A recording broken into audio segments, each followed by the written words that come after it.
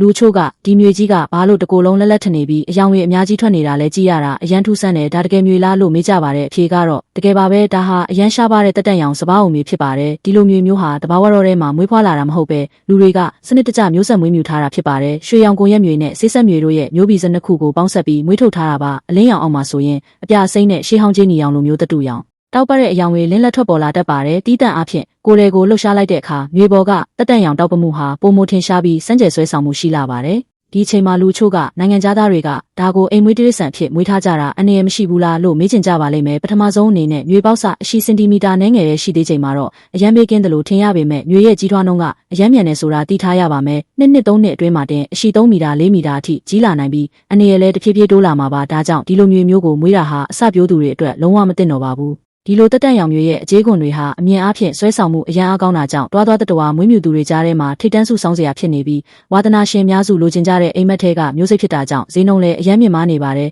ဒါပေမဲ့ဒီမှာလူတိုင်းကိုတတိပေးချင်တာကတော့ကိုရက်မျိုးဟာတရုတ်နိုင်ငံမှာအဆင့်နှစ်ကာကွယ်ထားတဲ့တော်တိုင်းတိရစ္ဆာန်ဖြစ်တာကြောင့်ဒီလိုမွေးဖို့စိတ်ကူးကိုလက်လျှော့လိုက်ကြတာပိုကောင်းပါလိမ့်မယ်